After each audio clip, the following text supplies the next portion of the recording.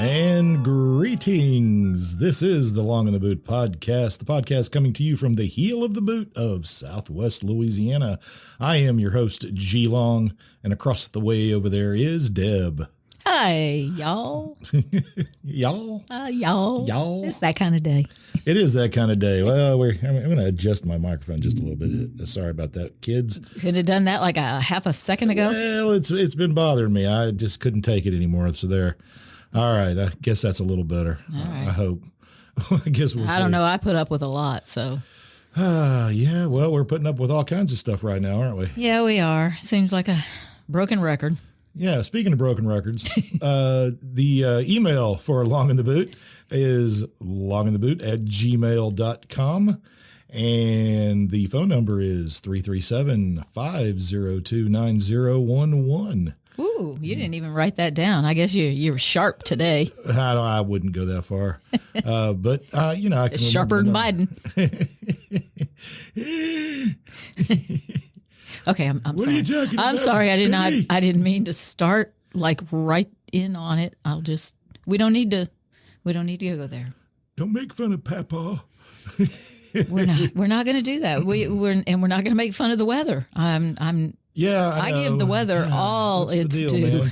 man? Every time we do a podcast, there's like bad weather on the way. Is this on us? God, I hope not. I'm not stopping the podcast. Wow. So if somebody I guess y'all better hunker down every couple of weeks. Maybe every that's- 2 weeks, every- every other Sunday, people, every other Sunday. It is the Sunday before the Wednesday. See, I still. Yeah, I know. We've been sick. Well, I was, but I mean, I'm better. But I don't know. Sinuses today are just Yeah, wrecked. we got weather coming in. They're afraid. And so we have an official name now, Nicholas. Nicholas. Yes, Nicholas. Nicholas. And Nicholas will be a rain event. However, maybe. I just read the H word on a update. Now, when this podcast goes out, we will know. Yes. So we don't know now. Unless you just send it out like you did the last one. The last one you didn't wait till Wednesday. No, I just went ahead and put it out. We as had soon a as it was pattern done. going, Yeah. and our audience expected it on a Wednesday. They had it. Well, it was there on the Wednesday. Well, yeah, but you just like shot it out there on a Monday or something. Well, I didn't think we'd have power, actually. I was worried we wouldn't have power on the Wednesday. And I'm concerned about that as well now. And so this one may go out a little bit early It may. I guess, it will be there Wednesday for sure. if they have power. If they have If power. our Their phones. local, Charge your phones, people. well, they need to do that anyway. Everybody's got a checklist now. We all know. Yeah, and by the way, the local weather people, certain... Yeah, the immediate local weather people. What the Right. hell? Just, come on, really? You can just make a Facebook post. Every weather site that I go to and weathermen that I have been listen talking to about this have been talking every about several this storm. hours when we get an update. Right. And Yeah. our people are like, oh, it's not a big deal. Well, no, they Or they don't say anything. The last post, Friday night, and well, stay tuned. Well, 2 days have gone by and you haven't said a word. Okay. Anyhow. And yeah, I mean, come on, you got it. One job is what you got. But we're all kind of pros in the area, and I guess many of us are still up. We prepared for Ida because we thought that might happen. Well, I ate all my hurricane snacks. Well, we did eat that, and we drank all the we drank all the liquor. Drank all the hurricane liquor. We did all of that. Yes, we had to stock up again. Right. And the other checklist item, mowing the yard. I tried that yesterday, and shit went bad. It went Oil everywhere. Yeah, we had an oil leak, and so I got Oil everywhere. Yeah, smoke. I got everything close up to the house, Gnashing of teeth. but the areas that I really needed to get, the ditches and the low-lying area where all of this rain that's coming in, I don't know, 5 to 7, 8 to 10, 12 to 15. I read 30 inches at one point. On Wednesday, we'll know. It's going to be, my yard And is not people are going to already drain. talking about they better not cancel school early, and some people are freaking out because last year, homecoming. oh yeah, for South, homecoming is happening this weekend. Yeah, and so, people are upset. Well, everything will just have to get postponed. Yeah, I guess. Well, We should be used to postponing. Pretty used to that happening now. Let's just postpone our life until the weather and the virus allow us again. Well, speaking of the virus, I just read that the UK is getting rid of all of its virus protocols. They're done. Oh, they're just going to stop doing it. They're not even going to do the. Oh, I thought you were going to say they're getting rid of all their variants. No, they're just going to stop looking at that. They're not going to use the vaccine passport. They're just done. But they've also vaccinated the majority of their country as well. Oh, how many times? Just the two. I think. Just the ordinary. Yeah, just the regular. The regular amount, no boosters. And their numbers have gone way down, but for some reason. Well, maybe it's just cycled through. Maybe so. Yeah, maybe I don't know. We can hope. I don't know. Hope and prayers and preparation. So, what's on the agenda for today? Well, as we do, we talk. Yes, we do that. We talk. We communicate quite a bit, and there was, stories that we talk about, and eventually, if we think they're worthy, we compile things, we research, and we try to bring it to you, our listening audience, who is out there living your lives and doing things, and putting sandbags down. And maybe sandbagging right now. Some poor lady who was upset yesterday. I did. Why? You live here. Why would you do that? Just keep your sandbags You should full. know. Somebody just said on the school board page, well, I don't know why they'd call school. It's just some rain. Yeah, some rain. Yeah, you see, everybody's like, some rain is okay. Just ignore him. He's not from here. But when it all piles up is the problem. One time. We want to have parents and teachers at school till 10 o'clock again, trying to get kids home. And yeah, let's do that. Parents walking through, foot deep water trying to get to their children. Right. Yeah, let's have a repeat of that. So back to our topic. Yeah, we haven't told you. It's a mystery. Well, it won't be anymore. No, it's not. Okay. We both are. Yeah, this is a shock, I know, but I read. Yes, we've been reading some books. That's right. And we talk about our books. Not proud, not tired. I can do it. I'm reading a book about World War II, and it's a trilogy. A trilogy. Yeah. By a guy named Atkinson. Mine's probably a trilogy too, but they just condensed it into one 500-page Great Migration. Tome. Yeah. Anyway. And but I was very impressed with the wives of some of the famous people. In World War II, particularly George Patton, his wife, because as a couple, I think they were perfectly matched. Yeah. Well, okay, so we'll get into that in just a second because their communication. But that started us on this road to. Well, I guess we're doing one for the ladies. One for the ladies, okay? Because ladies are, amazing. Yeah, that's right. They get. Times are changing. Ladies can do stuff now, and you're going to have to learn how to deal with that. That's right. No, it's anchor man, not anchor woman. Anchor lady. So, there was also another story that I thought connected to this that had to do with communication and male and female communication. I don't understand. Can you explain? Yes, I can. I can actually explain, and that's why you love me. Because, communication really is kind of key to a healthy relationship and to how you interact with people. We do lots of our podcasts actually on communicating. Wait, I'm sorry, I wasn't listening. Yeah, you were. You're staring right at me. People, if you could see him, he's looking at me. Yeah, that's true. Well, apparently studies done and a study that was recently published in the Journal of Acoustical Society of America, because you knew they had to exist, did a study on mumbling. Yes, mumbling. Scientists at the institute say that males who speak less clearly or mumble tend to be more attractive to the opposite sex because women, you see this as a sign of masculinity. Really? Yes. Sexual selection standpoint, men have, more masculine traits, obviously, are going to be preferred by women. I mean, you don't want to have children with somebody who can't protect you. So women find somebody who can't enunciate properly to be Yes, sexier. Apparently. Huh. I think, and I think it's that explains my problem. You speak too clearly. That's it. I need to mumble more. Well, it's a little late for you now, sir. You've been you've been taken and beaten down, and True. So anybody's coming after you now, they can come through me, and I'm still spry. Used goods. Still spry enough to defend my home ground. Mumbling. Mumbling. Is that not odd? It is kind of weird. And then they started, the actors. Marlon Brando was actually nicknamed Mr. Mumbler or Mr. Mumbles, and Frank Sinatra called him that.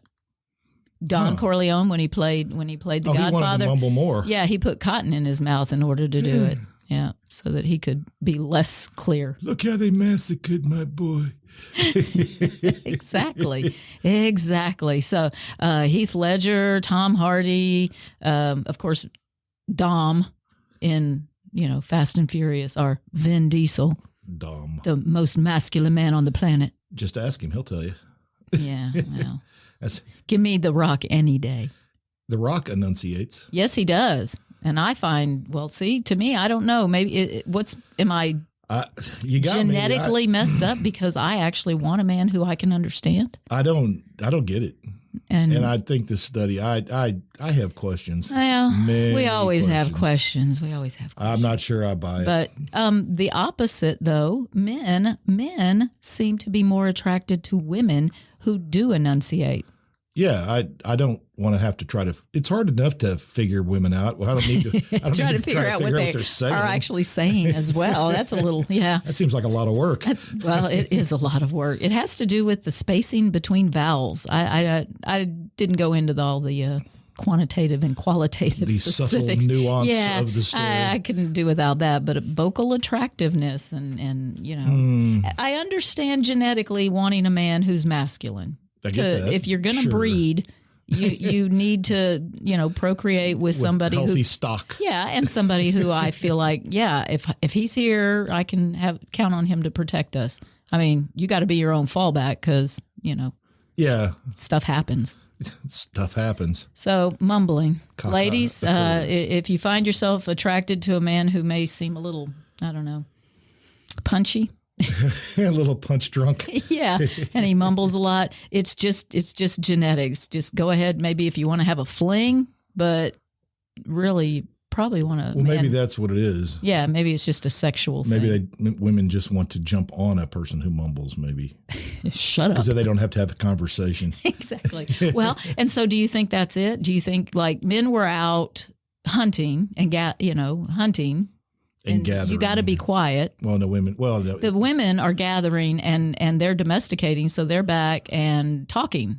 They're communicating in that way. But the men, if you're hunting, you got to be quiet. I think it's probably something along the lines of men who mumble probably don't talk as often. So they seem definitely more attractive. So they seem unknowable and brooding. Well, yeah, it does. It lends this mysterious quality. But see, I take that as a personal challenge. You were quiet when I first met you, and that just drove me crazy. Well, not in a good way. It was more of a that's a child. He needs to talk. We got to get him talking. Well, I didn't want to show off my incredible intellect to everyone. No, down here, that might get you hit. He thinks he's too smart for us. Well, you think he's smart? I'll punch him in the face. Show him how smart he is. Yeah. Yeah, well, that's what happens when... I didn't get threatened too much. No? No. Okay. Well, good. I'm glad. Yeah, Besides, I met you when you were young, so... Yeah, I was... All right, so there's the youngster. Opening communication. Communication, right? Okay. And then we moved on to our.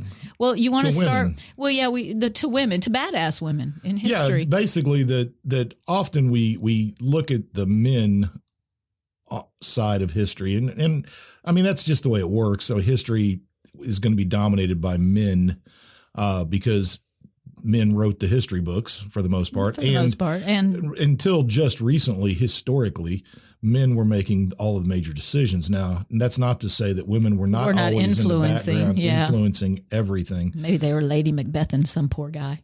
Well, it's just one of those things. Darn good and well that these the example I use in American history is when they were having all the meetings at the Continental Congress to fashion the founding documents.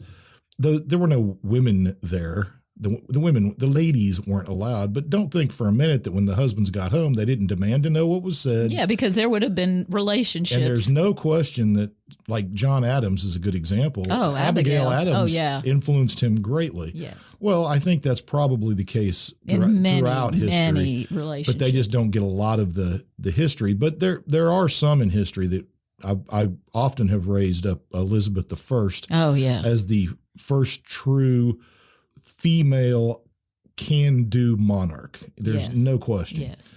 And there have been other women in history that could do the job, but they were rarely allowed to. Yes. Because men were afraid. Yes, men were afraid. And it's, in fact, afraid of not being able to have a son kind of drives my first standout Yeah. in history. Actually, go ahead. And it's related to Elizabeth I in a way. Basically, it's Catherine of Aragon. Yeah. Their stories are intertwined. Well, in a way. Catherine of Aragon is, of course, the first wife of Henry VIII. And he had six. The only true wife.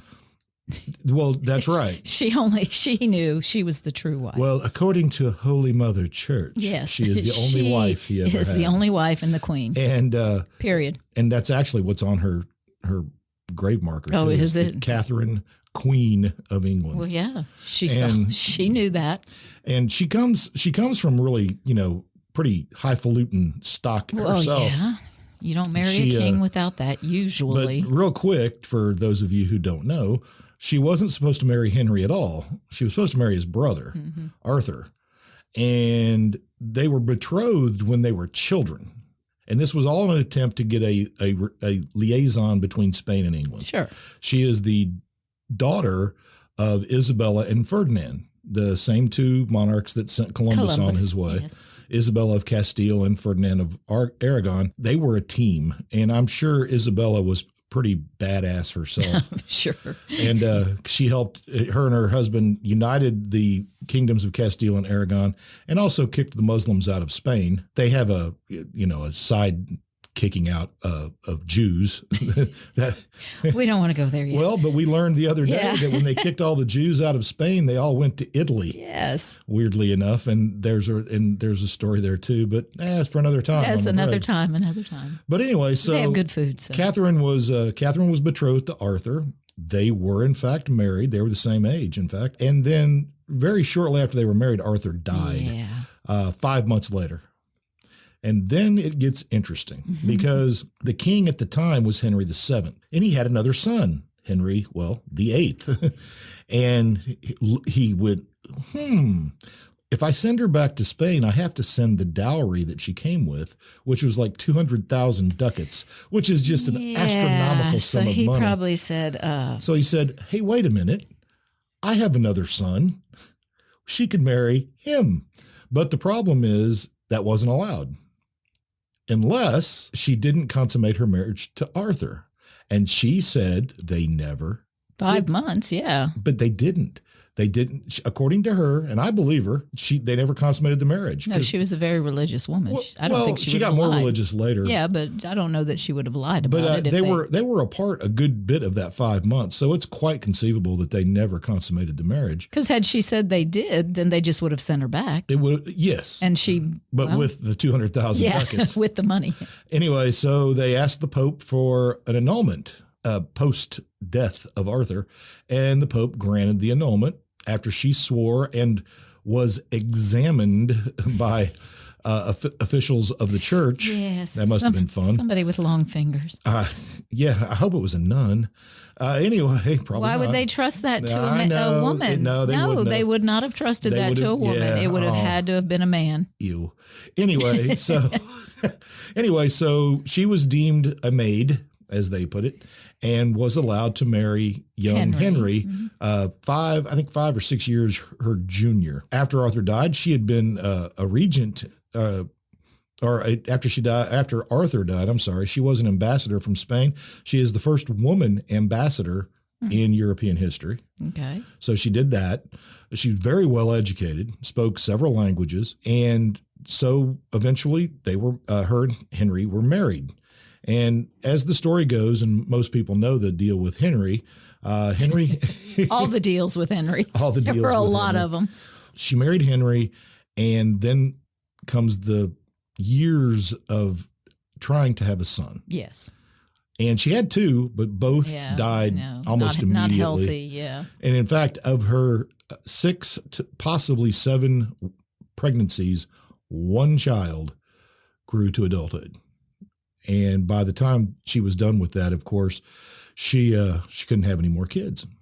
So Henry began casting his eye, of course. Yes, yes. But I want to not talk just about his eye. Yeah. But Catherine is a hero in England. And when Henry was in France doing some warlike business, Scotland invaded England. And she was fully pregnant. She was 7 months pregnant.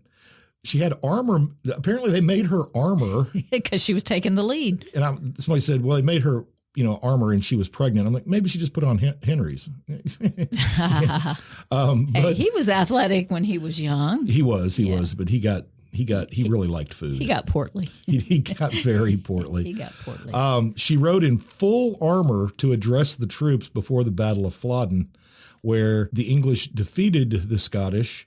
James IV, I think, was killed, and they took his coat, and she sent it to Henry to show that. so he could put it on his battle standard. There you go. It was a bloody coat. Nice. And she also said she would have sent the head, but that would have upset the people of Scotland too much. Oh. And so because she was an ambassador, you see. Yes. So So, you can't do that. you got to keep it within bounds. Right. And it didn't help her in the long run, of course, because without that son, Yeah, still just. because unfortunately at this time, women, even women as accomplished as Catherine, they were still looked at kind of like brood mares. Your property. You- Your purpose is Your this. purpose is to be a uterus. Yes. Just make babies, and male babies, Yeah. preferably. Well, so perhaps because maybe it was just that we needed the Elizabeth. And of course, you know the story. Some people probably don't know the story, I guess. He began casting his eye at young Anne Boleyn, thinking she could give him a son. Joke's on you, Henry. Yeah. But it wasn't meant to be. It's not meant to be. Very slowly, very surely, he tried to get an annulment from Catherine, but Catherine's nephew had just conquered Rome. So he had the Pope basically in his clutches. And the Pope wasn't about to grant an annulment when the nephew of Catherine is basically got his life in his hands. Yes, his balls in his hands. There's balls, yeah, I suppose. Although he's His wallet. It's the Pope. He doesn't need his balls. It was the wallet. Yeah, I don't know. I've read those histories. There were many popes who used I've those. considered talking about the Borgia popes for an episode. Ooh, but I don't know. That would have to have an explicit. Yeah, you definitely would. Anyway, Yeah, so okay, no annulment coming. No. Eventually, she was accused of all manner of things because Henry wanted her gone, and she wouldn't do it. He tried to get her to go to a nunnery, and she's like, "God did not call me to be a nun. God called me to be the Queen of England," and. But they put her on trial, and Henry was there for the trial. And I found something really quite interesting. And it's during the trial, at one point, she just suddenly stood up, walked over to Henry, and got on her knees in front of the king. And she said, "Sir, I beseech you, for all the loves that hath been between us, and for the love of God, let me have justice and right. Take of me some pity and compassion, for I am a poor woman, and a stranger born out of your dominion. I have here no assured friends." And she says, "Alas, sir, wherein have I offended you? On what occasion of displeasure have I designed against your will and pleasure?" And she goes on to talk about the fact that she looked the other way when he was seeing other women. Yeah, that she she's produced. the queen. She said, this 20 years I have been your true wife or more, and by me you have had diverse children, although it hath pleased God to call them out of this world, which hath been no fault of mine. Oh. And so he says, and when you had me because he claimed she wasn't a maid. At the beginning. And she says, "And when ye had me at the first, I take God to be my judge. I was a maid without the touch of man. And whether it be true or no, I put it to your conscience." So I believe her. Well, maybe he was eating. Maybe that's why he got fat. And he was eating his guilt. Maybe so. And it goes on And she just lays into him. She lays out this argument that is amazing. A lawyer could not have crafted a better argument. And it was all by her hand. And she says, and if ye will not extend to me so much indifferent favor, your pleasure then be fulfilled, and to God I commit my case. So she's like, God will judge. Yeah. And when she was done, she stood up and she walked out of the room. And let them. And they called her back. Catherine of Aragon, you will come back to this courtroom. And she just walked on. The guy came running out and says, you have to go back. And she says, on, it maketh no matter for me, for it is no indifferent court for me. Therefore I will not tarry. Go, keep going, go on your way. And she just kept going. That's it. That was it. Let man decide what he's going to decide. I've done my thing. And, well, eventually, of course, she's going to be sent to a drafty old castle. Yeah, sort of a prison. And she dies of cancer eventually. But the really amazing thing is the people of England, even though she was from Spain, they adored her. They loved her with all their heart. They took her as their queen, too. And when Henry did all this, Henry lost all favor in the realm of England. He was never thought of the same way again. And in fact, his second wife, Anne Boleyn, mother of Elizabeth I, was known primarily as, they called her all kinds of things, the Great Witch. Yeah. They named her horrible things. And yet she produced Elizabeth I. Elizabeth, who did so much for their country. Well, the reason Henry didn't want a girl, besides the fact that he wanted a boy to sit on the throne, because every man is wants the a last boy. time England had a female monarch, Matilda, the only one prior. She didn't last long. There was a civil war, and supposedly Henry didn't want a civil war. So he felt like that if he had a female in charge, Correct. there would be a civil war. And Catherine's daughter Mary Yeah. eventually became queen for a little while. But then, of course, she was Catholic, and that presented a whole new set of problems because by then England was Protestant, because Henry had to take over the church, basically, in England to get his... and hopefully you had a history teacher what he did who is taught you those things. He made himself the boss and then granted himself an annulment and then proceeded to take all of the church's lands and money. Because really it just came down to greed. Greed in all ways. Yeah. Greed. But Catherine, when you research Catherine, she is phenomenal. She was truly a long-suffering queen, putting up with all the crap that Henry shoved her way and dealt with it like a pro. In the end, in history has proven to show her to be the queen. Well, when Henry went to France be an ass. and the Scottish invaded, he had named her regent before he left, which makes her basically king in absence of the charge. king. Yeah, she's in charge. And so that was unusual at the time, but that's how much he trusted her to run England while he was gone. And she proved her worth. All that because of a army. male. Just heir. We just want an heir. Well, you got one. You got one in spades, buddy. Elizabeth was the king queen for sure. And all those other. All right, so that leaves that. So that was our old history. History. You want to move forward in time? Well, yeah. We might as well. Didn't you have something as well? I did. Well, how far in time do you want to go? Well, we don't want to go to Patton yet, do we? Well, I don't know. That's a mighty big leap, but we could. Oh, okay. Well, but you could talk about the women. The World War I? Yeah. Oh, yeah. The World War I stuff was really interesting. The things I learned, people. Well, it is pretty interesting to think, because you hear women today talk about, that they're still second-class citizens and all this other stuff. But comparatively. Oh, well, no, just like everything, as time and society move forward, we talk about this all the time. When will we no longer have to say the first female whatever, or the first black person? We shouldn't have to say those things anymore. It should have already been done is kind of the idea. But as society, I think over time, we don't have to say those things anymore because, women have done these things. Because it shouldn't be. People of color have done these things. It shouldn't be shocking.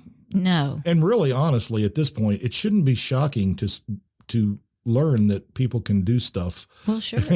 as the bartender said. Women died so often in childbirth, men raised children. We all take the role when it's necessary. Is that your chair? That was my chair. Oh, sure. Hey. Sure. At least I didn't fart. They didn't know that. My microphone would pick it up. It's a good mic. Okay, so no beans before the podcast. No, never. All right.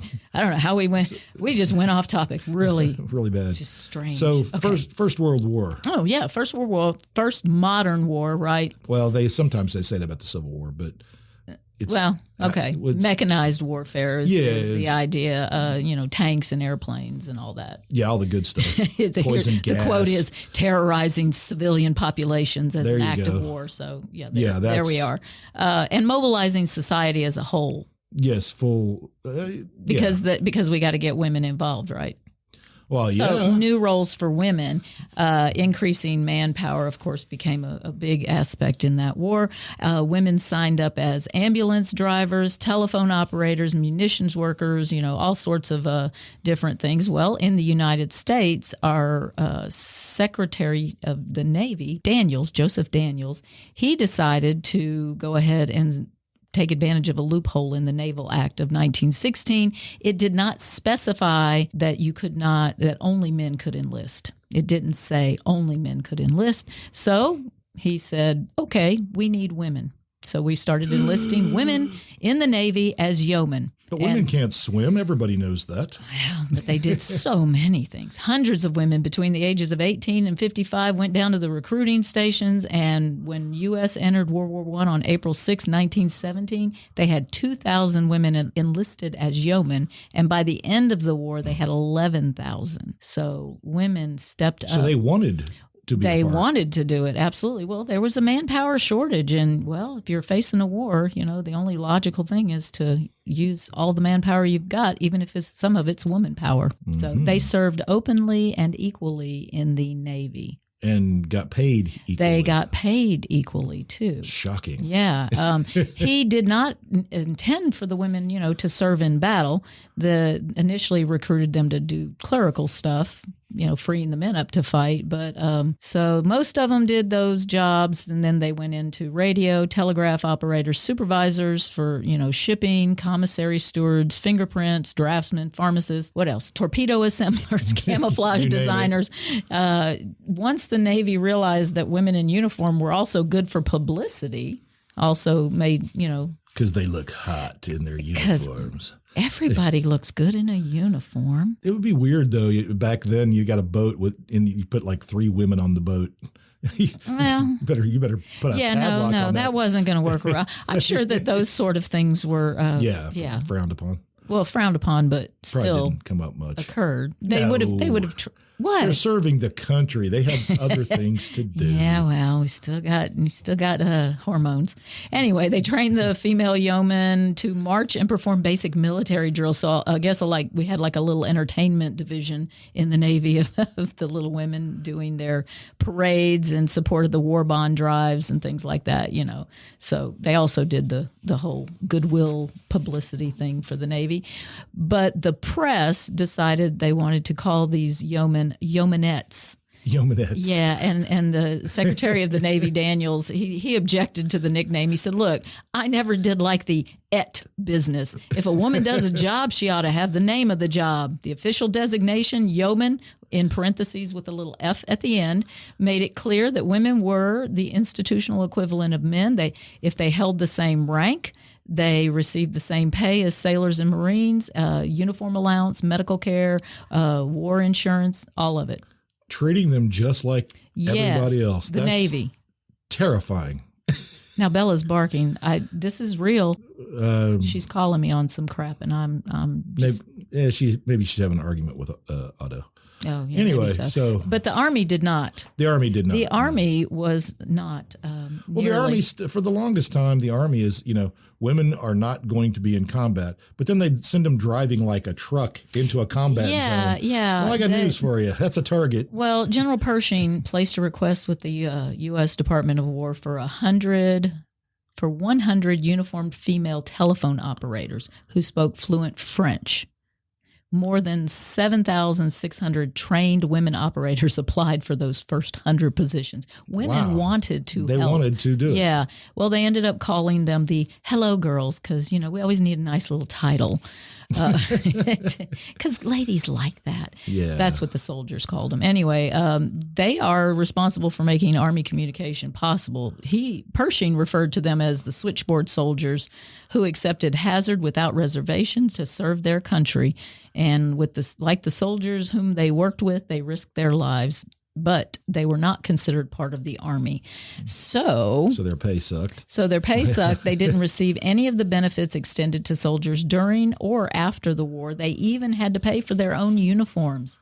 When peacetime came, the Hello Girls were stunned to discover that the Army never even considered them part of the military. Yeah. Congress finally recognized those World War I women veterans in 1979. So just after. Well, after they were almost all dead, or they were dead. For the most part, yeah. So employment of women in the American military in World War I was seen as a desperate measure initially, right? Because it's the war to end all wars, and it would never need to be repeated. And yet, as they left service for their peacetime lives, the female yeomen and the Hello Girls held open the possibility of return. And one yeoman, McLeod, wrote after her discharge, "No, I ain't a yeomanette no more, and though I hate the very thought of war, if Uncle Sam should ever say, I need 10,000 girls today, would he get 'em? Well, I'll say, and more." There you go. Because women will step up. And have and did. In Yeah. fact, in World War II, it is no question at all that women who went into the workforce, because again, manpower shortage, Yeah. and they learned all of these trade skills. You can't tell me that when the men came back, one of the things that really spurred on the women's rights movement Oh, absolutely. were a bunch of women who had learned that they could be completely independent of their men. And they didn't have to go back into the home. Right. And Now, I've read dissertations that claim that was the downfall of American society. nonsense. That, women going to work and not being domestic anymore and wanting to stay home and take care of the children and be the domestic goddess that was expected of them. Well, before modern conveniences, women may have stayed home, but they certainly weren't just at home taking care of kids. They were working their butts off to do live, all the work. Exactly. So they were working. Well, and you know what? Hey, men, don't give wars. Yeah, there you go. Don't give wars. If you want an intact family, then stay your ass home and don't go to a foreign country fighting somebody that you have no business fighting. Today, having somebody stay at home is a big chunk of income that you're going to be lacking. And that's what they say, because that really started in the 70s. A two income family became necessary in the 1970s. I don't recall a time where my mom didn't have a job, even as early as I can think back. I don't recall a time having my mom have a job because it was just us. But I don't know. I think that no, my mom was a nurse. But you couldn't pay taxes today without having that second income. It's a lot of money for the government. So are you saying the federal government is the reason? Well, certainly today it perpetuates women going to work. If women wanted to stay home, most of them couldn't afford to. No. And besides, you need to be self-actualized in a way that pleases you. And if a woman wants to stay home and raise kids, then that's more her. power to Yeah, her. That's do it. awesome. Go for it. But for a lot of women, that's just not enough. Yeah. They want to be more than that. They want to be more fulfilled. Yes, they want to pursue their own. And, well, many, many, many women have proven that is certainly possible. Absolutely. And, well, here we are. We got another one, too. And speaking of the military. Speaking of those women. Speaking of the military, we're going to talk. The woman who really started this conversation, I think. Well, it was in the trilogy that I'm reading. Yeah. It was about Patton, but his letters to his wife, Beatrice Ayer Patton. The letters are great, and just all of the things about her were really, really funny. Oh, yeah. And he loved that woman. He absolutely loved did. that woman. One of the letters he sent after suffering some problems in Africa was, of all of the things that are confused, I'm paraphrasing, I'm not going to be exact. Oh, okay. But of all of I got quotes, buddy. In the middle of all this confusion, the one steadfast thing is you. Oh. And so he wrote her constantly. And he was in life and death situations. Oh, absolutely. So he would have, yeah. Well, he lived for it, though. He wanted. He enjoyed that. That's all he cared about. Yes. But anyway, so let's talk for a minute about Beatrice Ayer Patton. Now, George Patton is a famous general from World War II, if you don't know. He's also famous for all kinds of other things. Once slapping a soldier in a hospital in full view of reporters because the guy had combat exhaustion, and George Patton didn't believe in combat exhaustion. Yeah, he just wanted him to snap out of it. He thought he was a coward, and he slapped him a couple times. Did it pull him out of his PTSD? No. No. No, I wouldn't think so. What they actually, the combat exhaustion for troops was really common. And a lot of times what they did was they'd pull them off the line, feed them full of sodium, I think it was sodium barbital. It's basically a sleeping pill. Oh, and they just keep them asleep for like sedate them until 2 weeks. Yeah, but you're going to come out of it. The memories are still there. Right. But apparently that was the thing. You just had to separate them for a while. But the weird thing was it turned out to be healthier mentally for these troops to rejoin their friends, because what happened was if they were sent somewhere else for treatment, then they would begin feeling very guilty that their friends were. Right. Yeah. So the idea was to get them off the front line, but keep them very close to the front line. To their people. And that turned out to be one of the better ways. Today, of course, combat exhaustion is often not treated until after the fact. Yeah, until they come home and they realize they can't adjust to a regular, dull routine. And lots of people who suffered combat exhaustion in the theater in World War II, it wasn't recognized as a problem. Like they didn't freak out or anything while they were in combat. It's when they came home and started having problems. Well, and we've talked about that too, that idea that you've got a generation that those men came home and there were hundreds of thousands of men who had PTSD that were never treated. And they tried to raise families and be husbands. And they in a world that was changing radically. Oh, really quickly. Because if you think about the way America was right before World War II, and then you think about it in the 1950s. 50s into 60s. Technology and and society changed so dramatically that it would have been really hard to cope anyway, but then throw in 4 years worth of horrible memories. And the fact that you can't rationalize or recognize the things that are society looks so different from what you were used to. Yeah, some of the letters from wives after the war talking about the fact they got married before the war, and then the person that came home was not the person they married. And he wasn't. No, he was completely altered. And that affects society as well. It does. Anyway, now, George Patton's not like that. Patton got PTSD when he wasn't out fighting. He needed the drama. He needed the chaos. But anyway, when he was young, of war in the morning. When he was young, he met Beatrice Banning Ayer in Haverhill, Massachusetts. She was the daughter of Frederick Ayer, who was an industrialist. Yes, she was a privileged super rich child. Industrialist. She did enjoy a life of privilege. She went to all the finest finishing schools. Her father was not real happy She met George Patton for the first time when they were children. Now, they were married for more than 30 years and would have been married longer. Yeah, like 35 or 37, I think I found. She spoke French, translated many French Army manuals into English, which I thought was interesting. She was an expert equestrian. Fencing. She was also a fencer.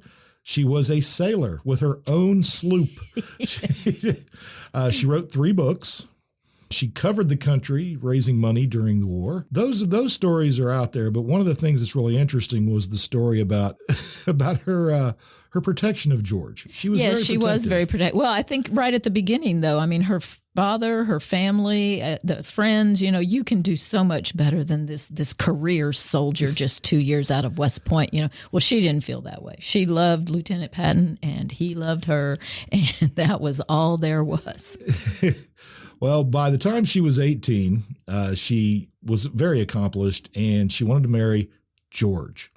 And so the father did not. No, he did not. He did not want his daughter marrying a soldier. And it's not that he didn't like George. No, he did. He absolutely liked George. He just knew his daughter needed somebody better than this man. Right. Her courtship by Georgie, as his family and friends called him, began in 1902 while he was a cadet at West Point. It said Frederick Ayer liked him, but deplored the prospect of his daughter marrying a lowly career Army officer because they didn't make any money back then. And of course, soldiering, few prospects in an era where Yankees like Ayer, that's funny, Yankees like Ayer thought of soldiering as the last refuge of scoundrels and a profession of the brutal and licentious mercenary. Ooh, licentious. Yes. Patton, though, obsessed with a deeply held conviction that his destiny was to become a great battlefield commander, which he was. He believed that. She believed it, too, because he believed it.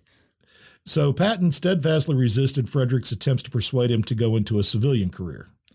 So then Ayer said, well, if I can't get him to become a civilian, then I'm going to tell Beatrice she can't marry Patton. I will forbid her from doing it. He vetoed the marriage. Yes. In response, his daughter locked herself in a room and began a hunger strike.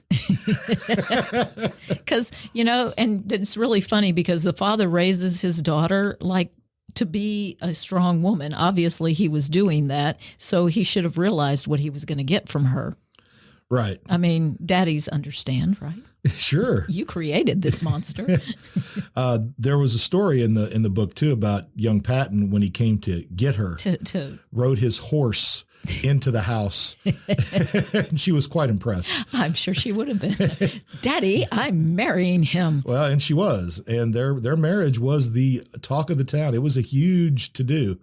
But then she had to go out to Kansas with George. Yes, I had some stuff there about that time that her daughter had written in the book, because they went to Fort Riley in, I think, 1913. There would have been nothing out there. She was out of her element, and apparently it was rough. And I, of course, remember that because Fort Riley, Kansas is where I was born, Junction City. And apparently it was just rough and rugged terrain, and she thought, I have made a horrible mistake. Actually, I had the quote here from her daughter, something about how it was a horrible mistake. Those are Spartan living conditions. And on that remote cavalry post in the American West is where her husband was assigned, and 1913. Yeah, that was the day. And but apparently she had an epiphany during that time, and she came to this realization that she could do it. This was the life that she had chosen, and she was gonna, by God, be her husband's wife. When the Pattons arrived at Fort Riley, Kansas, it was still a frontier army post, basically. There. Do you have the rest? Apparently, I didn't print the rest of that story. I have everything. Oh, okay. A sign at Fort Riley on the parade ground was still up that said, "Officers will not shoot buffalo from the windows of their quarters by order of the commanding officer." Yes.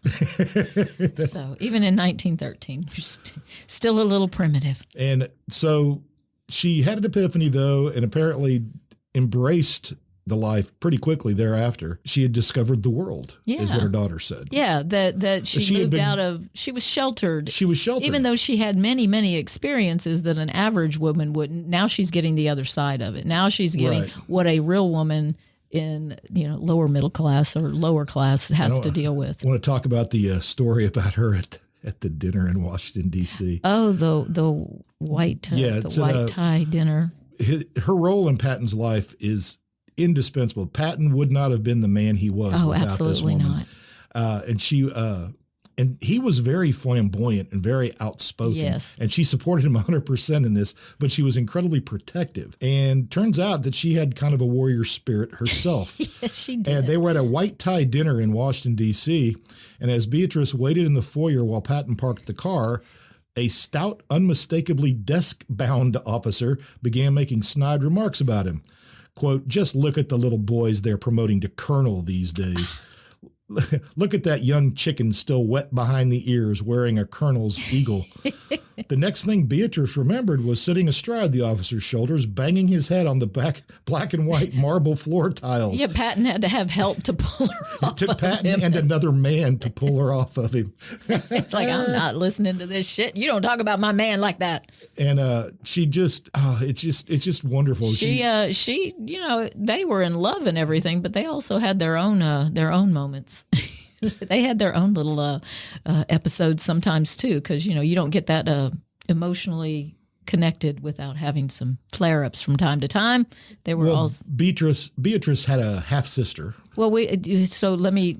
Yeah. Do you want to bring in the half sister now? Well, I mean, we're just about done with Beatrice. We are, but I had another story. where her temper flared. Oh, let's hear it. Yeah.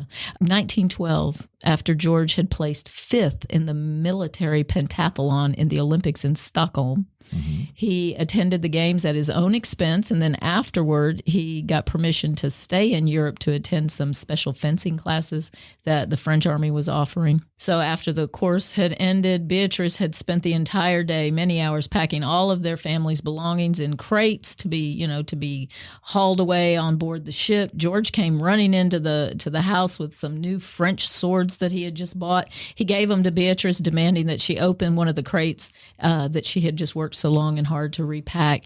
And, this was the last straw for Beatrice. Her temper flared. She unsheathed one of the swords, chased Saber George around the room, cursing expletives that should have made her warrior husband proud. After she had treed him on top of one of the crates, stabbing at his legs, making him dance a jig, he pleaded, "God damn it, B, I'm sorry. I'll pack them myself." Which he did. Which he did. Which he did. But yeah, that I'm sure is nothing compared to her half-sister's involvement. Yeah, her half-sister had a daughter who apparently cast her eye towards George and may have possibly the Patton family believes that George absolutely had a dalliance with the niece. Okay. Or, well, he's not related to him, but it doesn't matter.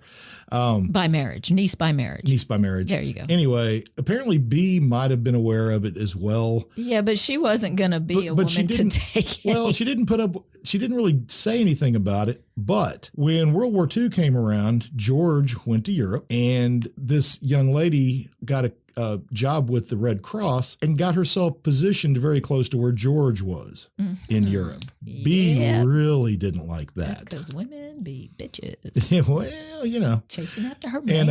And I'm not going to sully the other woman's name, but you can Google it. Yeah, you can Google it yourself. But after the war, she didn't say anything to this girl. B kept her mouth shut the entire time. George gets in a car wreck right after World War II ended, not too long after, and gets paralyzed from the neck down and eventually dies. B, who had gone over to Europe for the funeral, as soon as the funeral was over, because he's buried in Luxembourg. Oh, okay. And as soon as the funeral was over, she left. And she went back to Hawaii, where she was living, and then requested that her niece visit her at her hotel room.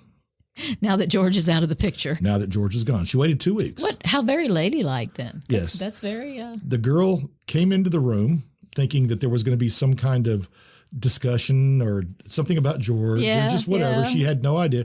She was sandbagged. And when she came in, Beatrice basically cast a Hawaiian curse on her, accused her of sleeping with George. She, the whole deal, and basically cursed her to be dead. To death. Well, oh my God. 2 weeks later, the woman was found in her apartment. She had turned the oven on, blew out the pilot, and gassed herself. Wow. And in the room were dozens of pictures of George Patton laying on the floor. And that's just like one of those crime scene things. Yeah. Yeah. So she Sylvia Plath herself. And B was went on about her life. But sadly, in 1953, she was riding horses, as she was wont to do. Wow. And she had an aneurysm while riding. Oh, okay. And fell off the horse. Died. They said she died before she fell off the horse. Oh, okay. It's that quick. Well, you know what, though? A woman like that, she was still doing what she loved. Yeah. So. And the family, the book here about her and George, it's really wonderful. And the letters that George wrote to her, I have one here, a quote, one of the most beautiful love letters. He said, "I love you so, B. I am not so hellish young, and it is not spring, yet still I love you just as much as if we were 22 again on the baseball grandstand at West Point the night I graduated." Oh. Isn't that sweet? Yeah, she and while he was in combat in Africa, especially, there was all kinds of problems. And when he would complain to her, she would just say, "George," or "Georgie," she'd send back the letter, "Georgie, stop complaining and just deal with it." She didn't let him whine. Suck it up, sir. Yeah, Suck it up. She was right there. Yeah.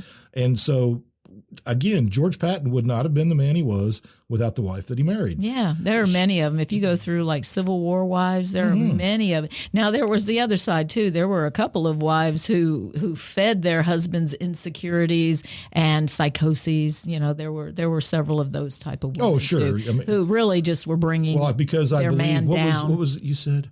Women be bitches. I think that's what you said. Yeah, that's been my experience. Yeah, I've met a few men who could qualify. Oh, absolutely. Oh no, I'm fair.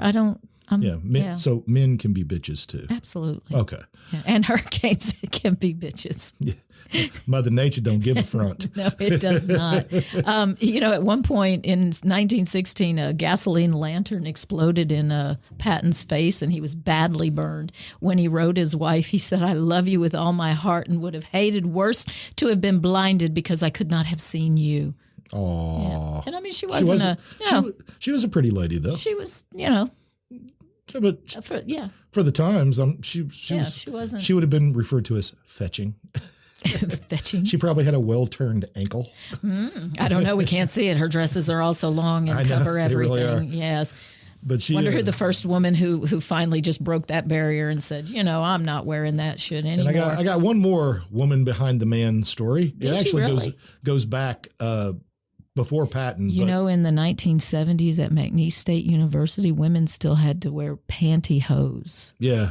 It was required. Pantyhose. And closed-toed shoes. Well, you know what? There's a lot of women that probably should continue that tradition. I've seen some pretty ugly toes. I just thought that was a strange dress code for Again, I'm sorry, I don't want to get into this whole thing, but if you've got ugly feet, don't show them. Okay.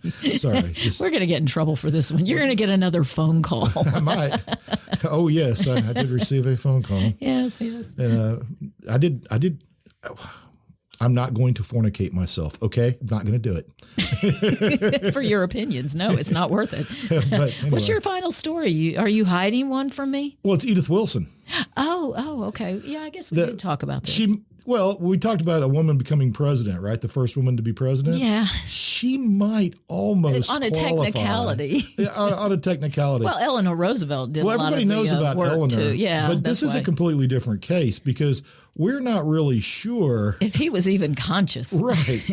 For a year and 5 months, Wilson was basically unreachable except through his wife.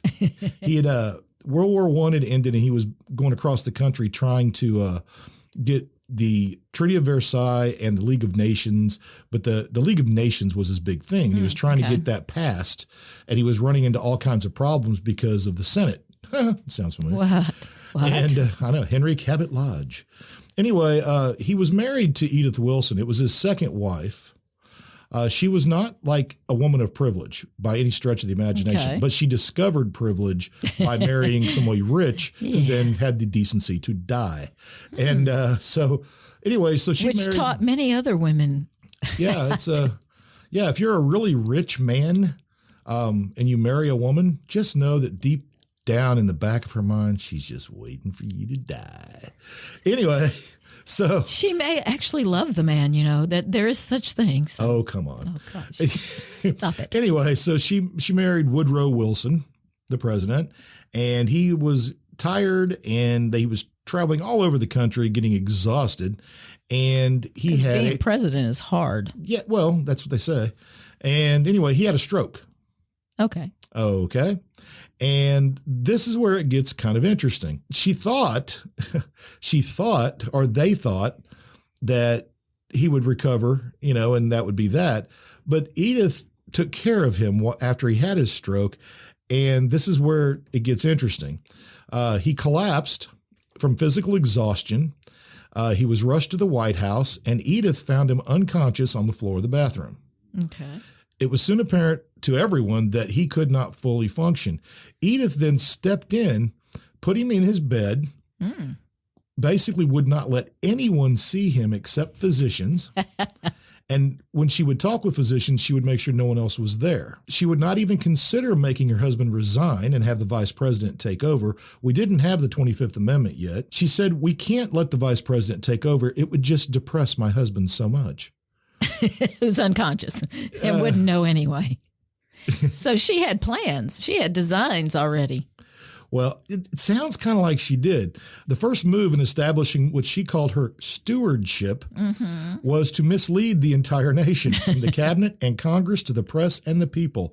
Vetting the carefully crafted medical bulletins that were publicly released, she would only permit an acknowledgement that Wilson badly needed rest and was working in his bedroom. When individual cabinet members came to confer with the president, they got no further than the first lady. Than her, yeah. If they had policy papers or pending decisions for him to review, edit, or approve, she would take the documents, look them over herself, go into the room, and if she deemed the matter pressing enough, she would claim that he read all the necessary documents, and then she would come out with a signature or not. It was a bewildering way to run the government, officials said. But for more than a year. Yes. And when people would come to say, I have to see the president, she'd say, no, what do you need to tell him? They would tell her, she would go in the room. A few minutes later, she would come out and give a decision. Go Edith. And often she would give them back paperwork with margin notes that she said were the president's verbal responses that she wrote down. She wrote down. So that's why it was in her handwriting. Nice. This is not a very well-educated woman. She did not go to college. Well, she didn't need to go to college to understand the common sense day-to-day. She even maybe that's what we're lacking. She even got when she heard that the Secretary of State was convening cabinet meetings without Wilson's permission, she considered it an act of insubordination, and Wilson, the president, fired him. Yeah. Yeah. Okay. But she wrote the order. Yeah, I'm sure it was. The order was in her handwriting. Here's my favorite. The most damaging irony, however, came as a result of Ms. Wilson's insistence that a minor British embassy aide be fired for a bawdy joke he'd once cracked at her expense, or else she would refuse credentials for an ambassador who had come to specifically help negotiate for Wilson's version of the League of Nations. The ambassador refused to do so and returned to London.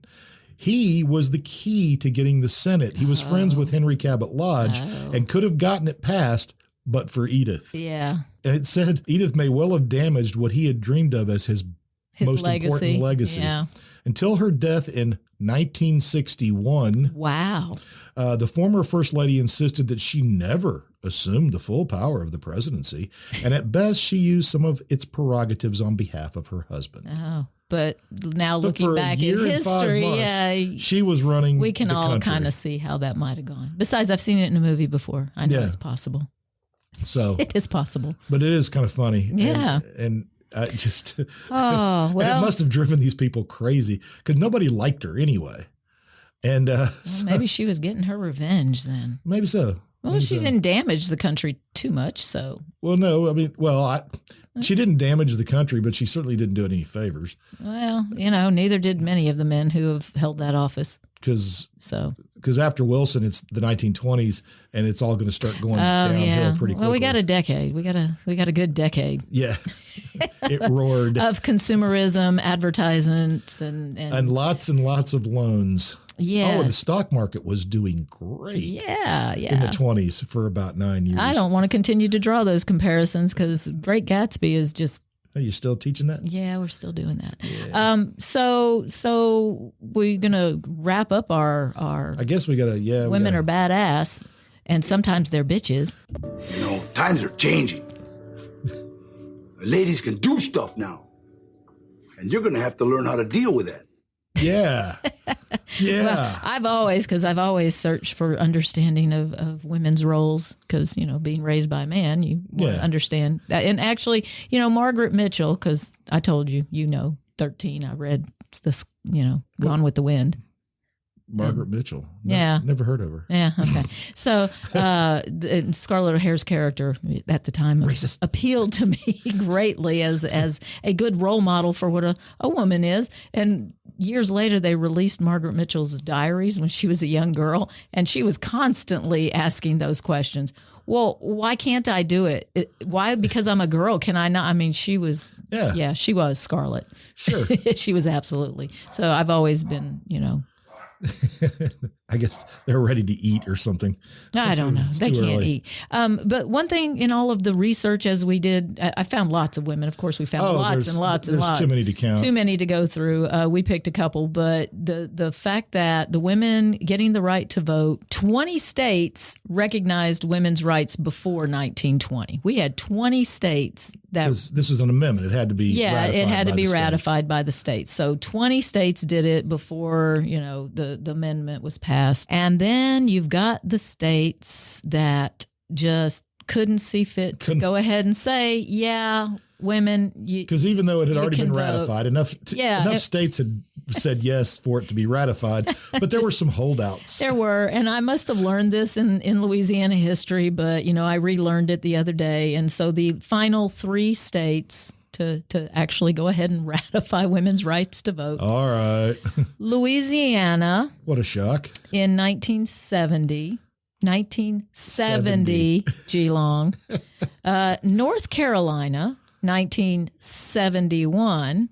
And of course, because we're always in competition with our neighbor, Mississippi, 1984. Hey. In 1984, Mississippi finally came around to the idea that women, Well, they approved it. they approved it. Yeah.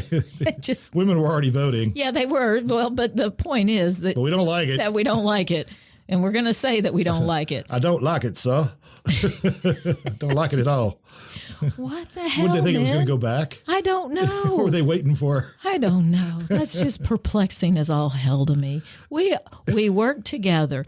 Men and women work together. And if you're left alone, you do the job you need to do, whether it's a man's job or a woman's job. You do what needs to be done. We're humans, Yep. human beings. Yep. There you go. Impressive stuff. Women can do stuff. Women can do things. Well, look like that. Ron Burgundy's I just going to have to get over I it. don't have it in front of me, but the ladies on the moon program, the lunar, Oh, yeah. they kept them quiet. And not only were they Absolutely. women, but they were also women of color. Yes. And they just buried that. You know that. I know. And see, again, okay, so what But is there that? you go. That's men who were in charge of the information. Yeah, but again, what are they afraid of? What has man through the centuries been afraid of if women are strong? Because not all men are afraid of that. Many men thrive with a partner. Everyone knows women can beguile men. So it's the religious part? No, it's witchcraft. It's punani witchcraft. That's right. Voodoo punani. All right. Well, I guess don't know. we're not going to solve those issues today. No, we're not. You know what? Men and women are awesome. They can be wonderful. And Mostly. then there's that other dark side to men and women. Yes. So I choose to look on the bright side, but I do not ignore the reality that, My advice is, become friends with somebody before you marry them. That's always my advice. we've given that advice. Yes, and I'll continue giving Yes. it forever. Well, trust that you Because then recognize. you're going to know the person. Well, yeah, trust that you know how they're going to react and behave. Time and experience. Yep. Because if you can't guess what your person's going to do from 1 minute to the next, you need to get out. Gut. Oh. That means after a period of time and experiences, you're still uncertain how they're going to react to things, and that's scary to me. And ladies, Ladies. become self-actualized before you give up your life. Yeah, that's one of the few compliments you've ever paid to me directly. What's that? That you said that when we first met, you fell for me because I was already I don't know that you used the word self-actualized. Maybe you used a different Independent. word. Independent. Yeah. Well, I just realized that you didn't. Well, first we were friends first, but I had seen that you didn't need, you were not looking for a person. Oh God, no. And it wasn't like a concern for you. No. And you were. You could have stayed or gone. I didn't care. Yeah, you were independent. You were able to do stuff. That was those ladies, yes. And so because that just You found that attractive. yeah. Oh, when you were 20. Yeah, because you weren't searching for something. You weren't searching for a thing to make Me feel good. Yeah. make you happy, And No. so there you go. No. Okay. And I wasn't searching either. So No, we just talked. yeah. Yeah, a lot. Yep. And here we are. 30 plus years later. Talking into a can. Still talking to you guys out there. You forget we have a community. Yeah, that's right. I hope All they're right, doing kids. well. I hope And, they're sandbagging, picking things up off the ground. Hope you stay dry. Hope everything works out. If you've lost your dog, as apparently a lot of people have recently, I hope Go you get find them. They're gonna need you. That's right. Your puppies need And, you. Your let's kitties see. need you too. Well, your cats will do Yeah. all right. And just a quick entertainment news. The third season of What We Do in the Shadows has started. And Yes, it has. if you have not Oh, Nandor. indulged yourself with What We Do in the Shadows, Oh my God. it's one of the best written comedies in a long time. And I'm going to give one more plug to something as odd as I've ever seen Oh, on FFX, It was FXX FXX. on Hulu. Yeah, Troll. It's a little thing called Troll. It's only like 2 or 3 minutes long. There's 10 maybe episodes. 10 or episodes. Maybe 30 minutes total. Yeah. For the 10 episodes. Troll. And yeah, it's odd. Yeah, but interesting. But if you've ever wanted to see a troll go through therapy, Troll. Troll. FXX. FXX. Not trolls. No, Troll. no. Just Troll. And odd. Yes, it's not a cartoon. No, it's not. No, it's real. And it's It's amusing. real life. It's real life. It is For real the life. troll. It's Well, absolutely. trolls are everywhere. Oh, yeah. They're on the internet. You know what I want? I want a woman troll now. The trollette? No, I don't like all that business. The trollette sounds too close to toilet. Toilette. Toilette. You got to say, That's just say It's a it the right twirl. way. It's a twirl. You need to talk to your community and say goodbye. I guess we could do that. All right, one more time. Email longintheboot@gmail.com. Phone number 337-502-9011. Ha-ha. You got it, There we buddy. go. And hope everybody has a great week. Yeah. And we'll be back again at some point in the future. Yeah, we here. will. Yeah, there's a lot of stuff out there in the Gulf or in the in the Swirling Atlantic, around. swirling around. So And- you can be sure we'll be back with you. And y'all take care. Bye. Bye-bye.